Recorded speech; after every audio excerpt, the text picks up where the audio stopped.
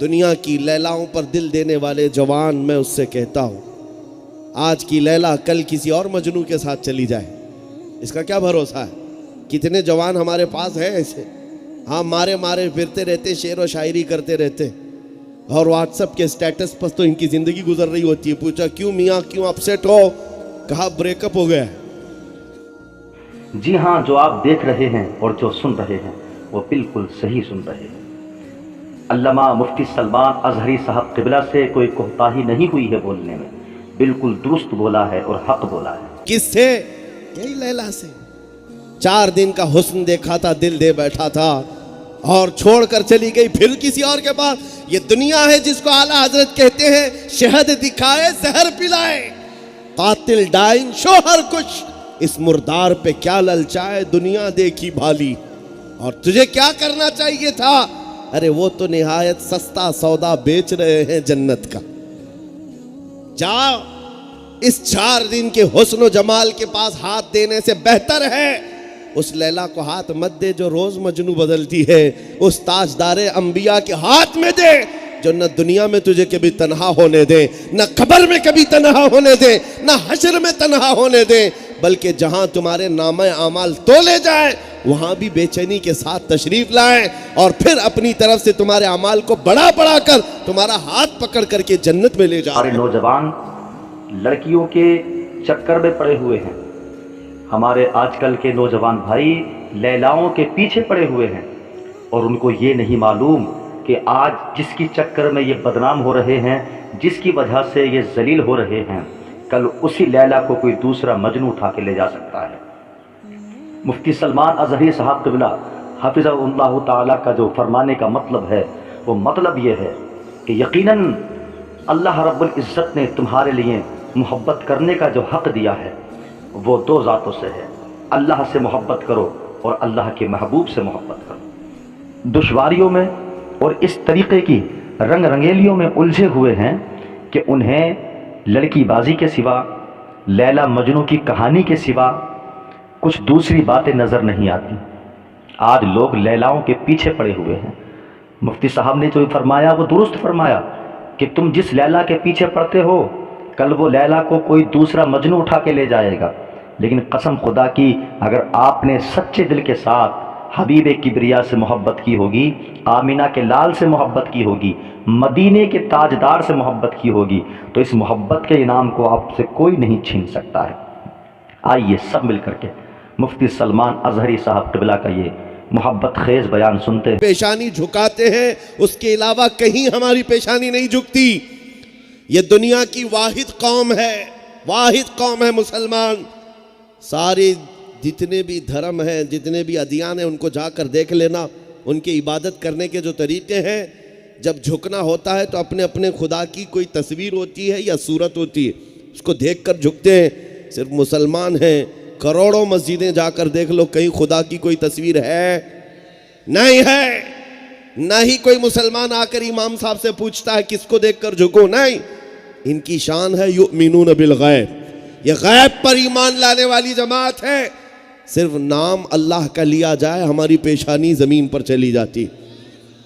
और दूसरी एक स्पेशलिटी मैं आपको बताऊं, आप मस्जिदों में जाते हैं, अपने इमाम को देखते हैं, इमाम से मैं कहता हूं इमाम साहब अपने बाप का नाम लेकर के रुकू में झुका कर दिखाओ किसी को।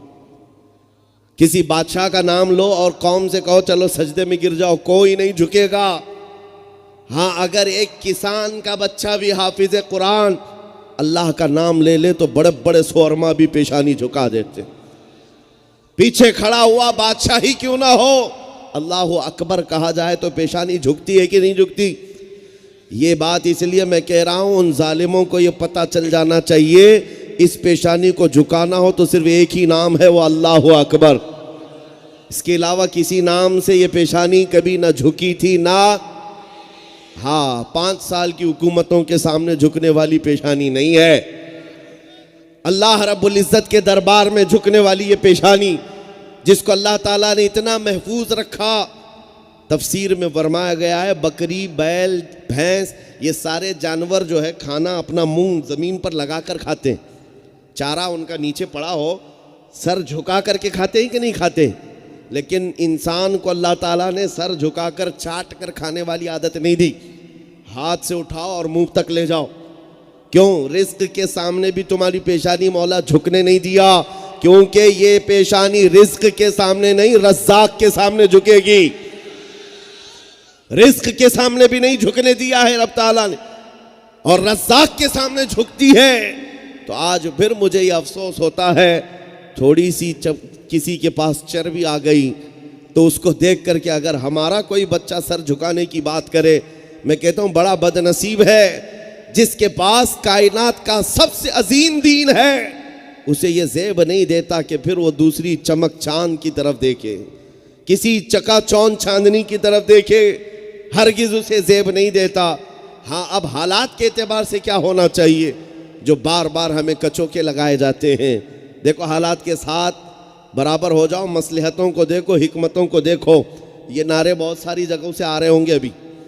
मैं कहता हूँ मेरे अजीज़ों, हुजूर पाक सल्लल्लाहु ताला अलैहि वसल्लम से ज़्यादा मसलहत जानने वाला कोई हो सकता है? हमसे कहते हैं मैं जब तक जिंदा हूँ ये जवाब देता रहूँगा इंशाअल्लाह।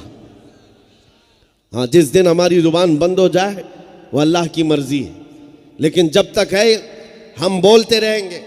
बाज़ लोगों को ये लगता है इतने सख्त हालात में आप बोलेंगे उधर से भी उकसाव होगा, उधर से भी ये होगा वो होगा। आपको पता है ओहद के मैदान में 70 सहाबा की जानें गई थी। सहाबा पीछे हट गए थे, हुजूर पाक ओहद के पहाड़ पर बैठे हुए थे, मुशरिकीन की तरफ से नारे लग रहे थे। जब इनको थोड़ी बहुत खुशी मिलती है तो कीड़ों को नाचने का शौक़ ज़्यादा होता है। कुत्ते खुल करके आ जाते हैं मैदान में और नाचने लगे। और क्या नारा लगा रहे थे? मोहम्मद कहाँ है, अबू बकर कहाँ है, उमर कहाँ है, सब मर गए, नाउज़ बिल्लाह। तब रसूल पाक सल्लल्लाहु अलैहि वसल्लम के कानों में ये बात आई। हुजूर ने नहीं फरमाया हालात बड़े ख़राब हैं, ओहद के मैदान में 70 सहाबा की जानें गई हैं, अमीर हमज़ा का कलेजा चबाया गया है, हुजूर के 2 दांत मुबारक शहीद हो गए। हालात बड़े ख़राब थे कि नहीं ख़राब थे? हुजूर ने ये नहीं फरमाया खामोश हो जाओ, जो बोल रहे हैं बोलने दो, नहीं, जवाब देने का हुक्म दिया कि इनका जवाब दो, ये जो भौंक रहे हैं इनका जवाब दो। और जानते हो जवाब देने के लिए किसको उठाया? उमर इब्ने खत्ताब को। कहा उमर उठो, जवाब दो। हज़रत उमर ने जो करारा जवाब दिया है मेरे अजीज़, मैं जब भी हदीस पढ़ता हूँ तो अश कर जाता हूँ। ज़ख्मी हालत में उमर फारूक का ईमान क्या था। खड़े होते हैं, कहते हैं अबू सुफियान सोन पूछ रहे हो मोहम्मद कहाँ है, अबू बकर कहाँ है, उमर कहाँ है?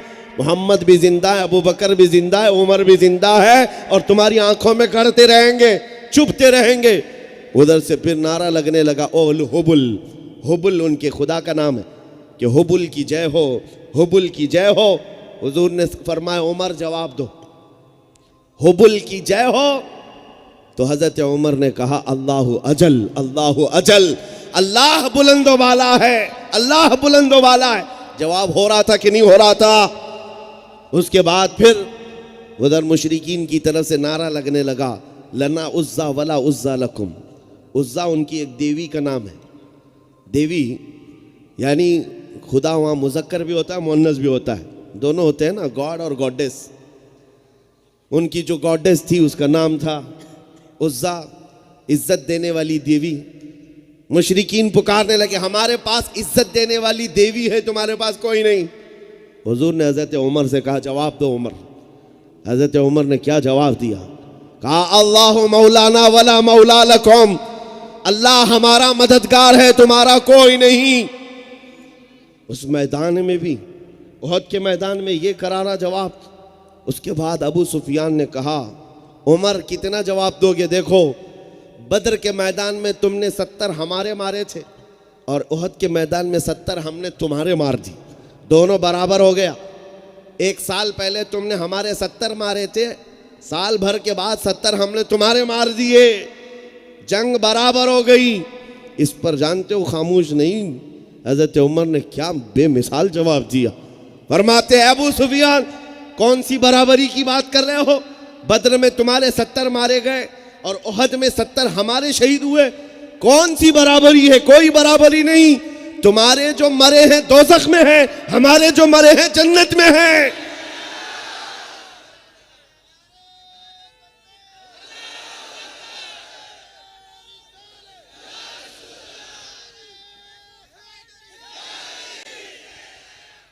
ये बात मैं इसलिए अर्ज कर रहा हूं मेरे अजीजों, जिनको ये लगता है कि कुछ ना बोलना चाहिए तो फिर वो हजरत उमर से कहें, बड़े हालात खराब थे ओहद के मैदान में, आप क्यों बोल रहे थे? इस्लाम का मिजाज है, अगर ईमान है तो खुलकर इजहार करो। हुजूर पाक की अगर गुलामी का पट्टा है तो खुलकर गुलामी करो। इश्क हो तो इजहार होना चाहिए। मैं बारहा अपने नौजवानों से कहता हूं, एक सवाल मैं तुमसे पूछता हूं, दिल पर हाथ रख करके बताओ नौजवानों, अगर दुनिया तुझे मोहम्मद अरबी का गुलाम कहे तो कोई एतराज हो सकता है? एतराज क्या होगा? ये हमारी जिंदगी की मेराज है। हम तो कहते हैं दुनिया हमें हुजूर का कुत्ता कहकर पुकारे। गुलामी की निस्बत पर तुम्हें कोई एतराज नहीं, बुरा नहीं लगता, तो छुप कर गुलामी क्यों करते हैं? खुलकर गुलामी करो, छुप करके नहीं। दाढ़ियां निकाल कर, टोपियां छुपा कर, सेक्युलर बन करके, इनकी भी जय उनकी भी जय, ये गुलामी का हक नहीं होता। गुलामी का हक क्या होता है? नबी पाक सल्लल्लाहु ताला अलैहि वसल्लम के दरबार में जो आ गया वो उनका हो जाता है। नबी से हो जो बेगाना उसे दिल से जुदा कर दे, पिदर मादर बिरादर जानो माल उन पर फिदा कर दे। हज़रत अनस बिन नुज़ैर जैसी मोहब्बत चाहिए मेरे अजीज़ों। सहाबी रसूल हैं, अपनी बीवी से बेहद मोहब्बत करते थे, बहुत इश्क करते थे, लेकिन रसूलुल्लाह के ऐसे सहाबी हैं, हुजूर उनके घर कभी आया करते थे, राज़दार रसूल भी हैं। एक मरतबा उनके घर तशरीफ़ लाए मेरे आका, और मक्का से एक ख़त आया हज़रत अनस बिन नुज़ैर के घर में। हुजूर ने फरमाया, अनस पढ़ करके सुनाओ क्या है। ख़त में जंगों की खबरें थी जो मक्का वाले तैयारियां कर रहे थे।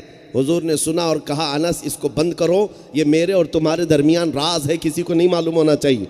हज़रत अनस ने संभाल लिया, और उसके बाद हुजूर घर से जब निकले, अनस बिन नुज़ैर की बीवी अंदर से बाहर आई, जो बहुत मोहब्बत करते थे हज़रत अनस जिस बीवी से। बीवी ने आकर पूछा, अनस क्या था ख़त में, किस चीज़ का ख़त आया है? आपने कहा, खबरदार, मेरी मोहब्बत अपनी जगह पर, हुजूर का राज है ये, हुजूर का राज है ये, मैं नहीं बता सकता। बीवी ने कहा, मुझसे तुम हद दर्जे इश्क करते हो, क्या ये बात नहीं कह सकते? कहा, हरगिज नहीं, इसमें कोई कंप्रोमाइज नहीं, ये ईमान है, इसमें कोई कंप्रोमाइज नहीं। बीवी ने कहा, कोई बात नहीं, मैंने सुन लिया है अंदर से, मैंने सुन लिया खत में क्या क्या लिखा है। मक्का में जंगों की तैयारी हो रही है, सारी खबरें आ गई हैं। इतनी बात थी कि हज़रत अनस बिन नुज़ैर ने अपनी बीवी की गर्दन पकड़ ली, गर्दन पकड़ ली, जो उनकी महबूबा है। कहा, कसम खुदा की, उस वक्त तक गर्दन से हाथ नहीं उठाऊंगा जब तक रसूलुल्लाह का फरमान ना आ जाए। राज को तूने सुना कैसे? और गर्दन पकड़ करके हुजूर तक ले आए, हुजूर पाक सल्लल्लाहु ताला अलैहि वसल्लम के पास ले आए। अर्ज किया, आका आपने हुक्म दिया था आपके राज की हिफाजत, लेकिन मेरी बीवी दीवार के पीछे से सुन चुकी थी। मेरे दिल में ये ख्याल आया, कहीं आपके राज इफ्शा करने के जुर्म में मैं अल्लाह का अजाब में गिरफ्तार ना हो जाऊं, मैं इस जुर्म में गिरफ्तार ना हो जाऊं। आका गर्दन पकड़ करके लाया, हुक्म हो तो यहीं ख़त्म कर दूं, ये राज ख़त्म हो जाएगा। नबी पाक सल्लल्लाहु अलैहि वसल्लम ने फरमाया, छोड़ दो अनस, वो भी मेरी सहाबिया है, जैसे तेरे पास राज महफूज है वैसे उसके पास भी महफूज है। और गर्दन से हाथ हटाया और मुस्कुरा कर कहा, मेरी महबूबा बाद में, आमिना का लाल पहले नंबर पर। ईमान का ये दर्जा है, ईमान का ये दर्जा है।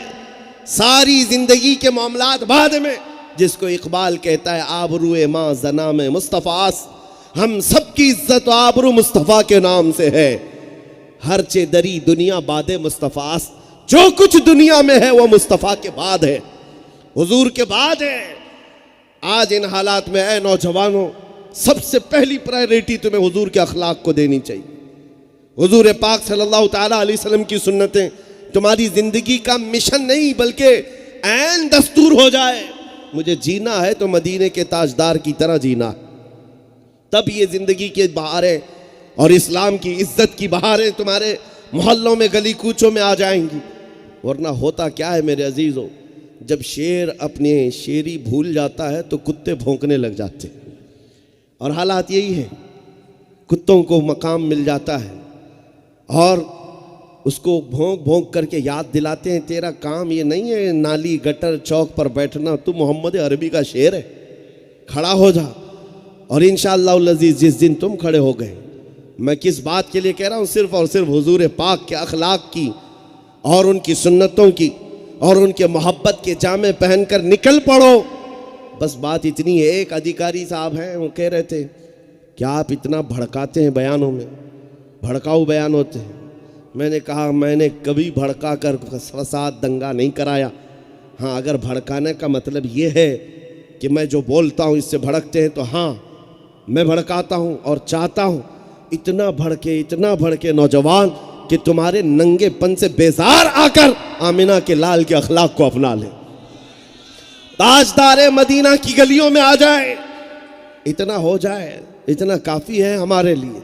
इसीलिए मेरे अजीज़ों, आज से 100 साल पहले से बरेली के इमाम आवाज़ दे रहे थे, आज ले उनकी पनाह, आज मदद मांग उनसे, कल न मानेंगे क़यामत में अगर मान गया। उन्हें जाना, उन्हें माना, न रखा गैर से काम, लिल्लाहिल हम्द मैं दुनिया से मुसलमान गया। मेरे अजीज़ों, नबी पाक सल्लल्लाहु ताला अलैहि वसल्लम के दरबार में सहाबा इकराम ने जो प्रायोरिटी रखी थी, ये तो सहाबा है, लेकिन एक जानवर की बात मैं बताऊं। खैबर के मौके पर एक खच्चर हुजूर की बारगाह में तोहफा दिया गया था, हदियतन भेजा गया था। वो खच्चर हुजूर ने कबूल कर लिया। जिस खच्चर पर मेरे आका ने ज़िंदगी भर सवारी की है, उस खच्चर की बात कर रहा हूँ। जब वो आया तो सर हिला हिला कर हुजूर से कुछ बातें कर रहा है, और जानवरों की बोलियाँ वही जाने जो रहमतुल लिल आलमीन है। सहाबा नहीं समझ सके।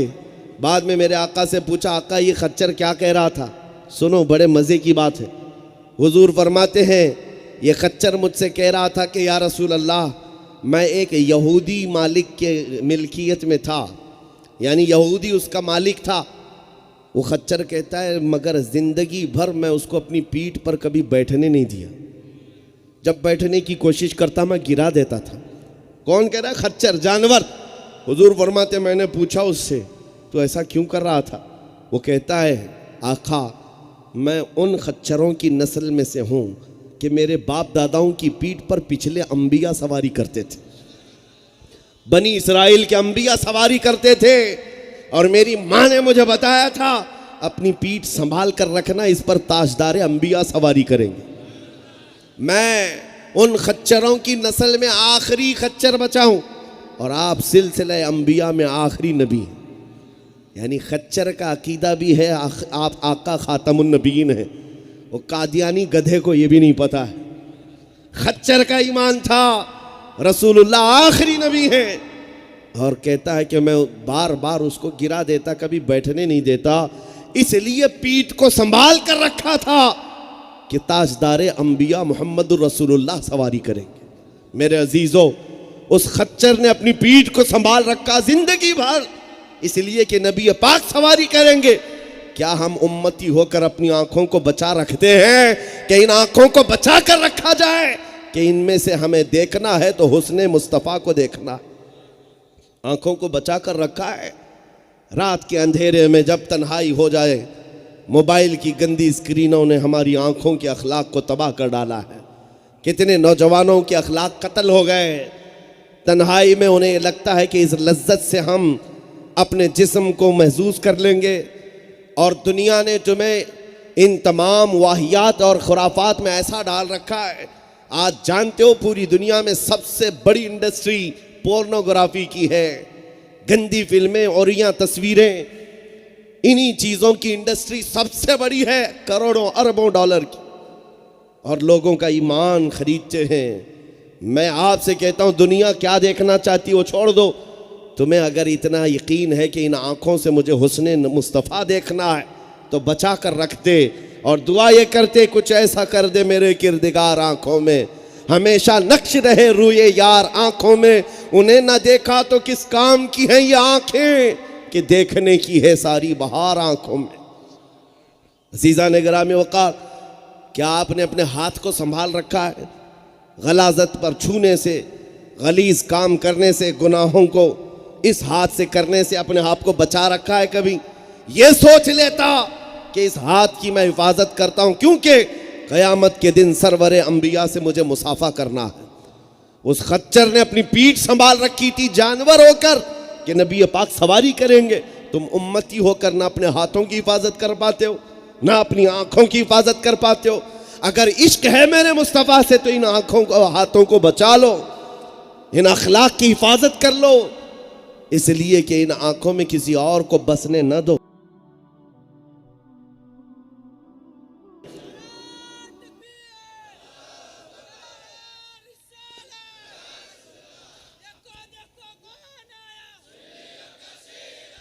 हमें दिल लगाना है तो उस मुस्तफ़ा की ज़ात से जिसको आला हजरत ने कहा उन्हें जाना उन्हें माना, ना रखा गैर से काम, लिल्लाहिल हम्द मैं दुनिया से मुसलमान गया। आज कुछ चीज़ें आपके अंदर मैं ये पैदा करना चाहता हूँ कि तुम्हें ये एहसास हो कि तुम्हारे पास कोई चीज़ कम नहीं है, तुम्हें ये एहसास हो, क्योंकि कुछ लोगों ने तुम्हें ये बार बार कह करके एहसास दिलाया है हम दुनिया की सबसे बैकवर्ड कौम है। हाँ, तुम्हारे मुतालिक रिपोर्टें बनाई गई, सुप्रीम कोर्ट के जजों की टीम बैठी है, सचिर कमेटी, श्री कृष्णा रिपोर्ट, ये सारे जो रिपोर्ट बने हैं ना, ये किस लिए? मुसलमानों के हालात का सर्वे किया और ला करके बताया इनमें पढ़े लिखे बहुत कम है, अनएजुकेटेड बहुत ज़्यादा है, दलित समाज से भी नीचे आ गए, इनके यहाँ सियासत में भी कोई दमदार आदमी आगे नहीं, इनके यहाँ क़ियादत नहीं, इनके यहाँ डिपार्टमेंट में कोई नुमाइंदगी नहीं, यही सारी रिपोर्टें ला कर और हमारे मुकर्रिरीन भी बयान कर करके इनको ठंडा कर चुके। हम तो बहुत बैकवर्ड हैं, हम तो बहुत बैकवर्ड हैं। मगर मैं कहता हूँ ये कहते हैं बैकवर्ड हैं, लेकिन ये मीडिया के दज्जालों को देखो, 24 घंटे जो हम पे बार बार भौंकते हैं, कंटिन्यू हम पर डिबेट करते हैं। मैं सोचता था अगर हम इतने ही बैकवर्ड हैं तो बार बार हमारा चर्चा क्यों है? कुछ बात तो है, कुछ बात तो है, वरना जिसका कुछ नहीं है उसका जिक्र क्यों होता है? अरे मियाँ, हालात तो ये है कि इनकी दुकान चलती नहीं जब तक हमारा नाम लेते नहीं। और इन कुत्तों को देखो, अगर मशहूर भी होना है तो हमारे नाम से ही मशहूर होते हैं। हाँ, हुजूर पर, इस्लाम पर, कुरान पर कुछ भी करो तो हीरो बनने की कोशिश। हाँ, हीरो बन जाए कौम का, इस्लाम पर कुछ टिप्पणी किया तो हीरो बन गया। मैं उनसे कहता हूँ जालिम, ज़रा अपने मुक़द्दसात की बात करके हीरो बन के दिखा। तुझे बनना है तो मेरे नबी का नाम लेना पड़ रहा है, गलत तरीके से हो। यह हालात है आज, और अल्हम्दुलिल्लाह हम किसी पर एतराज़ करके या उंगली उठा करके नहीं, अपने नबी की अज़मत बयान करके चर्चे में आते। हमारा हाल तो यही है, जब तक बिके न थे तो कोई पूछता न था, या रसूल अल्लाह तुमने खरीद कर हमें अनमोल कर दिया। आपको ये बताना चाहता हूं, कुछ बात तो है कि मिटती नहीं हस्ती हमारी। सदियों रहा है दुश्मन दौरे ज़मा हमारा, यूनानो मिस्र रोमा सब मिट गए जहां से, बाकी मगर है अब तक नामो निशान हमारा। आपको ये एहसास क्यों नहीं होता कि हमारे पास अब भी कोई चीज़ है, अब भी कोई चीज़ है जो तुम्हें ना मालूम, लेकिन दुश्मन तुम्हें बार बार बता रहा है कोई चीज़ है, कोई चीज़ है। वो क्या चीज़ है जिसके लिए ये दुनिया परेशान है? अरे हालात तो ऐसे आ गए, हम तो सब जगह छोड़ छोड़ करके निकल रहे हैं। हाँ भाई, तुम्हें जो करना है करे जाओ। कहाँ है हमारी आवाज़? कहाँ है? पार्लियामेंट में कभी आवाज़ गूंज रही? कुछ नहीं। जैसा चाहा इस्लाम के कवानीन के साथ भी खिलवाड़ कर लिया, कोई उठा नहीं। फिर मैं पूछता हूँ, साहब दबा चुके हो, फिर तकलीफ किस बात की? अभी तकलीफ किस बात की? फिर भी तकलीफ इस बात की है कि कोई भी गुफे में बैठा पाखंडी कहता है 2029 में इनका कहीं प्रधानमंत्री न बन जाए। ये तुम्हारा डर है, टूटी बिखरी हुई कौम को, बैकवर्ड कौम को फिर ये कहते हो। मेरे अजीज़ों, कुछ बात है, वही मैं तुम्हें एहसास दिलाना चाहता हूँ। जब तक तुम्हारे सीनों में वो दबी हुई चिंगारी है मुस्तफ़ा करीम से मोहब्बत की, दुनिया को यकीन है कभी ये शोला बनेगी तो बड़े से बड़े महलों को खाकस्तर कर रख सकती है, बड़ी बड़ी जमीनों में जलजला ला सकती है। वो दौलत तुम्हारे सीनों में छुपी हुई है और दुनिया ये चाहती है इसे नशा दो, इसे नशा दो, इसे नशा दो, इतना सुलाओ कि कभी ये उठ ना पाए, क्योंकि ये जिस दिन उठेगा इनके मजमे से कोई खालिद बिन वलीद तैयार हो सकता है, इनकी जमात से कोई सलाहुद्दीन आ सकता है, इन्हीं की जमात से कोई शिहाबुद्दीन आ सकता है। और जिसका दर्द आज तक है, कहीं दोबारा कोई औरंगजेब ना आ जाए। नारे तकबीर, नारे रिसालत, मुफ्ती सलमान अजहरी साहब किबला। हाँ, उन्हें पता है, तारीख 1400 साल से देख रहे हैं, तोड़ मरोड़ करके देखा, कुचल करके मसल करके देखा, लेकिन इसकी खुशबुएं न कम हुई थी न कम होती। इस्लाम तेरी नब्ज न डूबेगी हश्र तक, तेरी रगों में रवां खून है 4 यार का। 4 दिन के उनके ऊपर जुल्म सितम ढाए तो जाते हैं, लेकिन ये ऐसा पौधा है कि फिर हजारों पत्ते जन्म लेते। होता है कि नहीं होता है? उन्हें पता है इन हालात के बाद फिर से ये जिंदा होते हैं।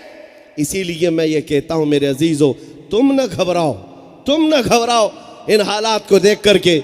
एक जुमला मैंने बारहा कहा है, बाज लोग हमसे कह रहे थे अब तो हालात इतने हो गए, सब कुछ अपना दिया गया है, फील्ड तैयार हो गई है। मैं कहता हूं सालिमो, याद रखो, किसी मस्जिद में एक बुत रख देने से मस्जिद बुत कदा नहीं बनती।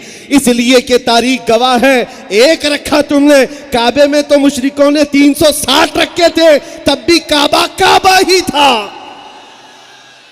काबे का कभी तवाफ बंद हुआ? काबे का कभी हज बंद हुआ? नहीं, 360 भी रखे थे, काबा काबा ही था।